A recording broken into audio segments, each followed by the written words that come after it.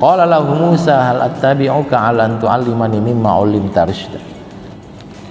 Nabi Musa berkata, saya izin untuk belajar. Ini ada kata-kata ulimta rusyda, untuk mempelajari ilmu yang kamu diberikan. Jadi ilmu ini bukan dipelajari tapi diberikan. Namanya ilmu laduni kalau di pesantren, Pak ya. Qala innaka lan tastati'a ma ya sabra. Nabi Khidir bilang, ini kalau kita pakai nama Khidir ya, kamu nggak akan kuat belajar sama saya gitu. Menariknya Nabi Musa itu dikenal sebagai nabi yang memiliki fisik yang sangat kuat, Pak. Sangat kuat fisiknya. Jadi dalam Al-Quran dikisahkan ketika Nabi Musa memisah orang yang berantem, yang satu Bani Israel, yang satu orang Mesir. Orang Mesir merasa sombong, dipisah. Cuma dipisah saja, didorong saja. Fawakazau Musa faqada alaih. Mati orangnya, Pak. Karena orang Nabi Musa fisiknya kuat. Tapi di sini bilang kamu nggak akan kuat. Anomali, Pak ya, anomali. Manusia yang sangat kuat. Bahkan dalam riwayat menyatakan Nabi Musa itu dibangkitkan Allah di akhirat itu lebih dulu daripada makhluk yang lain. Sampai Nabi Muhammad kemudian bilang, saya nggak tahu apakah Nabi Musa ini dibangkitkan duluan atau memang dia nggak sampai ikut hancur gitu saat ada kiamat itu. Saking beliau dikenal fisiknya kuat. Tapi jangan dipahami sebagai manusia yang kayak Thanos, Avenger, bukan, Pak ya. Tetap manusia biasa yang punya kelebihan fisiknya kuat. Karena nanti ada nabi yang kemampuannya diplomasi ya, seperti Nabi Ibrahim. Ada yang kemampuannya medis seperti Nabi Isa. Ada yang kemampuannya engineering seperti Nabi Nuh. Ya, semuanya Allah yang ngajarin semuanya. Nah, di sini Nabi Musa izin belajar mimma ulimta rusyda, dari ilmu yang engkau sendiri diberikan, bukan engkau pelajari tapi engkau diberikan. Ulimta bukan alamta. Bukan ta'allamta.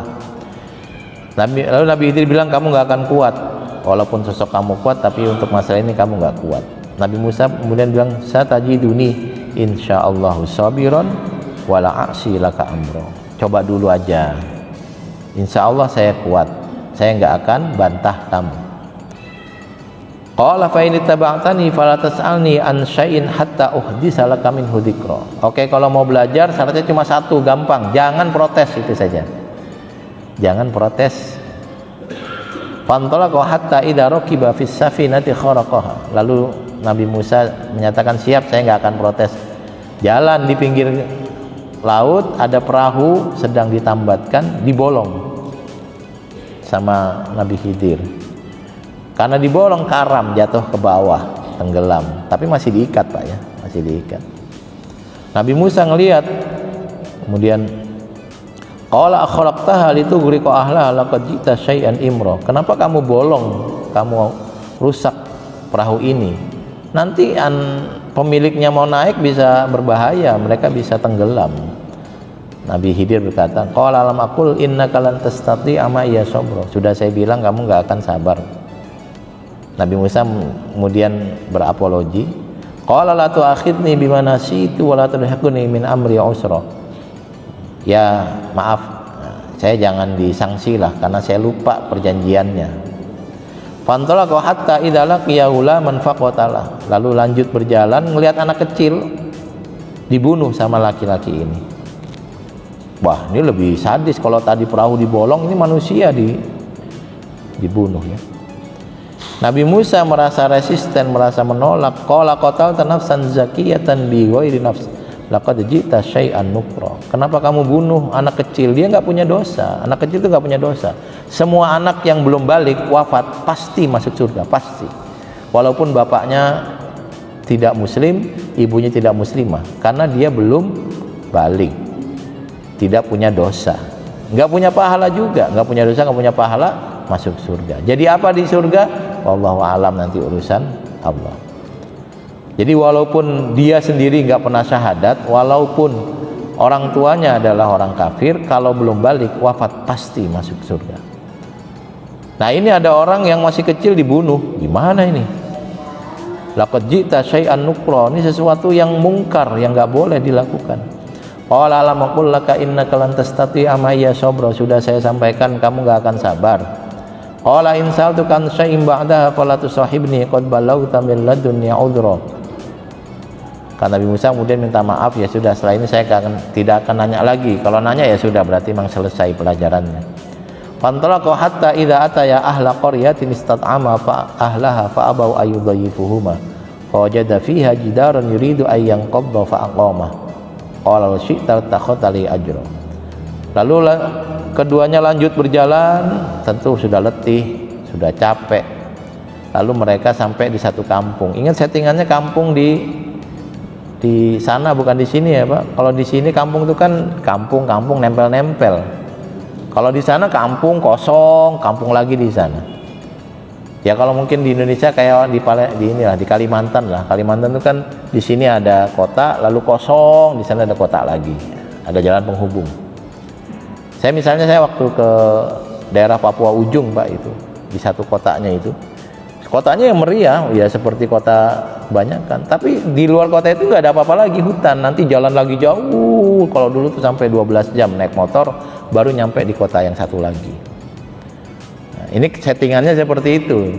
Kalau Bapak sekarang main ke Saudi, yang paling gampang Saudi Pak ya. Itu Bapak jalan misalnya dari Mekah nih mau ke Taif misalnya. Itu jalan seret tuh, highway-nya panjang lurus, nanti ada belokan Pak. Itu ada kampungnya tuh. Kosong lagi, belok ada kampung.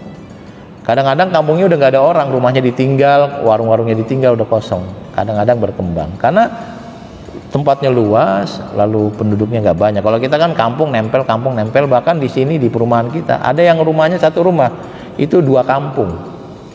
Jadi sertifikatnya dibagi 2. Saya bilang, wah kalau 2 sertifikat bisa 2 kali kembang ini. Bisa pinjam dengan agunan ya.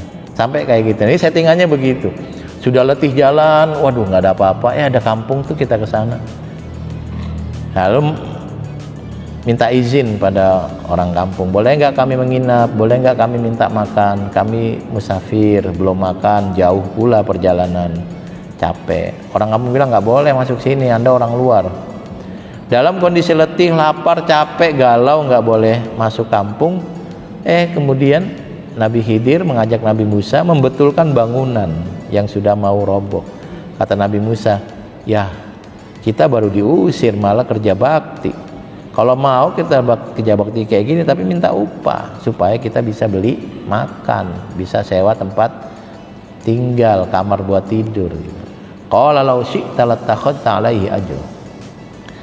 Nah kemudian karena tadi janjinya kalau ngomong lagi, protes lagi, selesai, Nabi Khidir berkata, qala hadza firaqu baini wa bainik.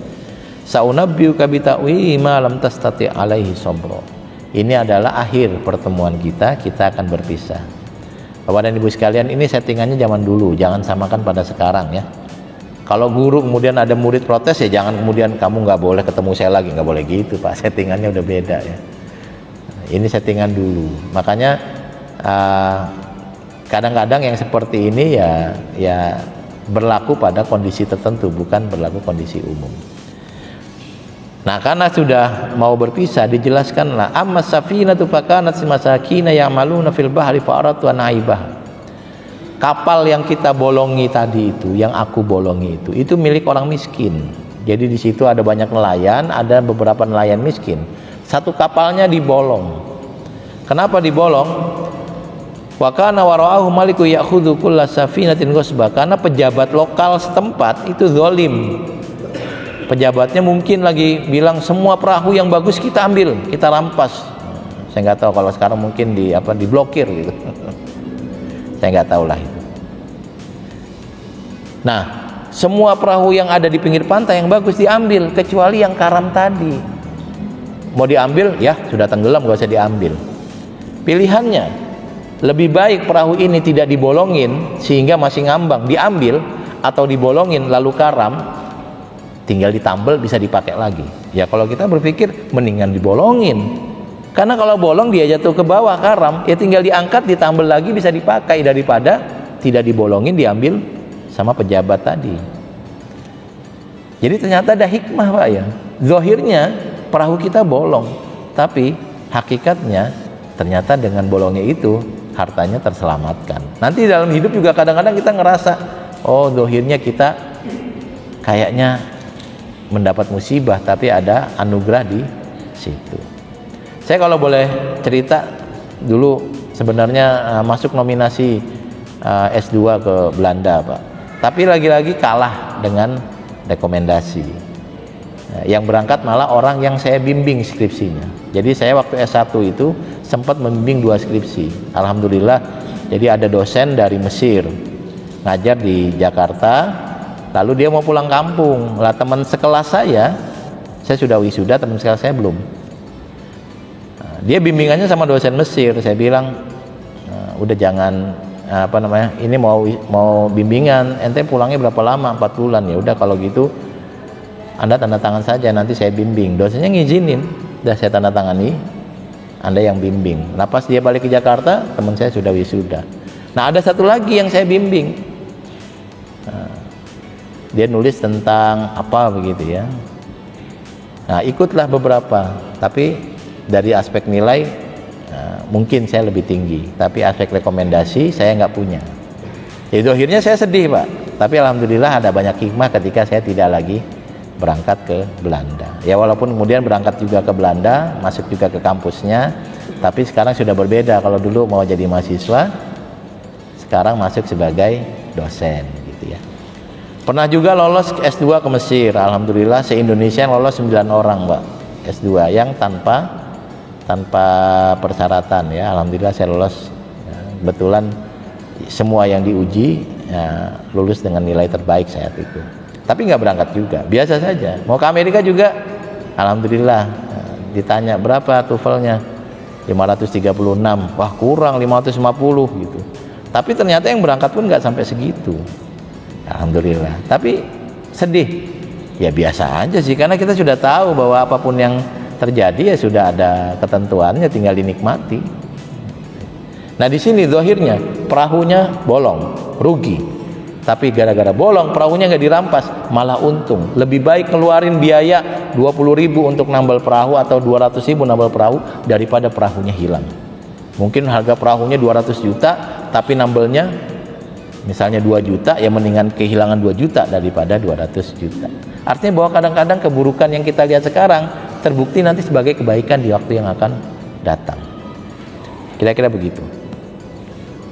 Lanjutnya, wa ammal gulamu fakana abawahu mu'minaini fa khashina ayurhiqahuma tuhyana wa kufra. Anak kecil yang kita bunuh, yang aku bunuh itu anak kecil yang bapak ibunya orang baik, tapi dia akan menjadi biang kerok. Ini settingannya begini Pak, ini ada bapak dan ibu.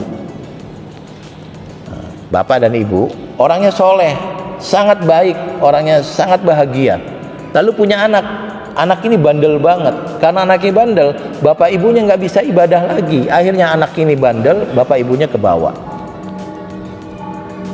Lalu gara-gara ini dibunuh, ya dinyatakan faradna ayyubdilahuma rabbuma khairan minhu zakatan wa aqrabaruhuma.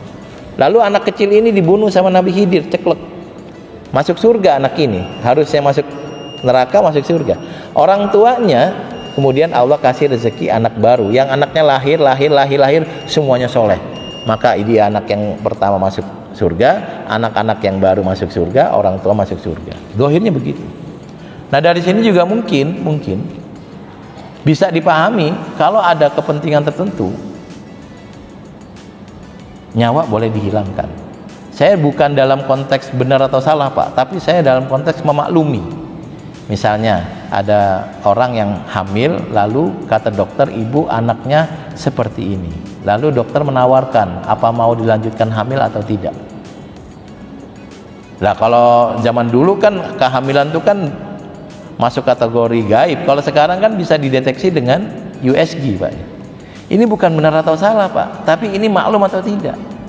Izin, mohon maaf, misalnya ada anak yang dilihat ternyata anggota tubuhnya tidak lengkap dalam artian mungkin tangannya nggak ada, kakinya nggak ada. Dokter menawarkan mau lanjut atau tidak. Ini bukan benar salah Pak, tapi ini maklum atau tidak. Kalau dia lahir, dia dalam hidup kondisi yang sangat sulit. Kenapa? Karena anggota tubuhnya tidak lengkap. Tapi kalau dia wafat, dia masuk surga langsung. Pilihannya kan seperti itu. Lagi-lagi bukan benar salah, tapi memaklumi. Karena saya beberapa kali dengar ada dokter yang menawarkan membuka opsi untuk melanjutkan kehamilan atau tidak, mengingat kondisi janin yang sedang dikandung. Itu ya bisa jadi kita bisa maklumi, daripada nanti lahir anaknya hidupnya tidak nyaman, ya mungkin kematian lebih baik. Saya tidak tahu, bukan benar salah, tapi ini maklum atau tidak maklum. Yang terakhir, wa amal jidaru fakana ligulamaini yatimaini fil Madinah. Bangunan yang kita betulkan, yang kita tegakkan lagi, itu milik 2 anak yatim, yang mana bapaknya menyimpan harta. Kalau bangunannya rubuh, hartanya diambil, anak kecil nggak bisa membela diri. Kalau kita tegakkan lagi bangunannya sampai 10 tahun, nanti rubuh, anaknya sudah usia 17 tahun. Dia tahu ini hartanya, dia bisa pertahankan haknya dia. Kalau anak kecil nggak bisa mempertahankan hak. Baik, saya ingin sampaikan Bapak dan Ibu sekalian, ini lagi-lagi berlaku pada Nabi Musa dan Nabi Khidir, bukan kita. Jadi kalau Bapak dan Ibu ngeliat nih kayaknya anak kecil bakal jadi anak bandel, nggak boleh dibunuh Pak, nggak boleh. Kita nggak punya ilmu laduninya, nggak boleh. Atau Bapak lagi lihat ada perahu, mungkin dibolongin bagus ini, bukan, ini bukan diikuti Pak. Kita nggak tahu nih perahu akan seperti yang di dalam ayat atau tidak. Nggak boleh, kita nggak punya wahyunya, kita nggak punya laduninya, jangan melakukan itu. Nah, tapi kemudian yang bisa kita lihat, ternyata dalam semua aspek buruk ada kebaikan. Itu yang perlu kita yakini Pak.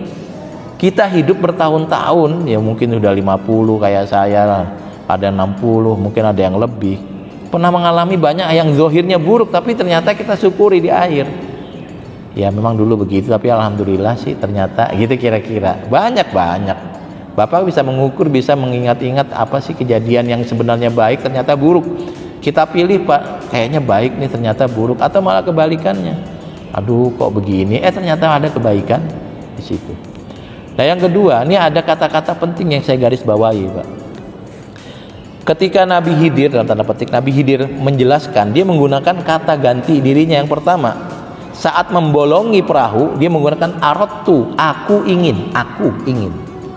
An aibah, aku ingin merusak kapal. Ketika membunuh anak kecil, lalu dia bilang nanti Allah akan mengganti anak baru yang soleh. Nabi ini menggunakan fa'aradna ayyubdilahum, kami ingin Allah mengganti anak yang buruk ini dengan anak yang baik. Yang buruk ini wafat, masuk surga karena nggak sampai besar, nggak sampai maksiat. Yang baru orang soleh masuk surga, orang tuanya hidupnya tenang karena nggak punya anak yang biang kerok, kira-kira begitu. Tapi menggunakan kami ingin mengganti yang lebih baik. Ini ada kata-kata lebih baik. Kalau yang pertama, aku ingin merusak, negatif. Yang kedua, kami ingin mengganti dengan lebih baik, positif, pakai kami. Kemudian ketika membicarakan tembok, fa'arada rabbuka ayyablughu ashuddahuma wa yastakhrija kanzahuma rahmatan mir rabbik. Allah ingin supaya anak ini dewasa, lalu dia bisa menjaga hartanya, positif. Nah, Bapak dan Ibu sekalian, dari sini juga lagi-lagi bukan fokus pada cerita tokoh settingan, tapi fokus pada hikmahnya, yaitu ketika kita melihat sesuatu, kalau itu baik, bilang Allah yang berkehendak. Tapi kalau buruk, bilang kita yang salah. Bukan kebalik Pak. Kalau ada sakit, qadarullah saya sakit, gitu ya. Tapi kalau dapat duit nggak ada qadarullahnya. Bapak lagi jalan-jalan, lagi di mana ini? Qadarullah Pak, saya lagi jalan-jalan ke Bali, nggak ada qadarullahnya ya. Tapi kalau lagi misalnya keserempet motor lalu lecet gitu, qadarullah saya lagi jalan keserempet. Yang buruk ada takdir Tuhan. Ayat ini menyatakan sebaliknya. Kalau baik bilang Allah menghendaki, kalau positif Allah menghendaki, kalau buruk salah saya, kebetulan lagi mau nyebrang pegang HP sambil baca WA jadi keserempet, gitu kira-kira. Kebetulan lagi begini lalu nggak sengaja begini jadi ada musibah, salah saya. Jangan dibalik. Ini contoh bagaimana kita membaca cerita. Jangan fokus pada bunuh anaknya, fokus pada dindingnya. Jadi kalau Bapak ngelihat ada pagar rubuh lalu ayo kita kerja bakti, bukan itunya. Tapi fokuslah berdua hal tadi. Ini lagi-lagi hasil pembacaan saya, dan tentu Bapak bisa mentadaburi dan menemukan hal-hal yang berbeda dengan yang saya temukan. Tapi menurut saya ini yang saya temukan menarik. Jadi yang pertama, bahwa ada banyak keburukan yang dohirnya buruk, tapi ternyata ada kebaikan di situ. Perahu bolong itu buruk, ternyata baik karena tidak dirampas. Anak kecil dibunuh buruk, tapi ternyata ini yang menyebabkan anak kecil itu masuk surga, orang tuanya masuk surga. Lalu ada dinding yang dibetulkan juga, ini capek, tapi ternyata ada kebaikan di sana.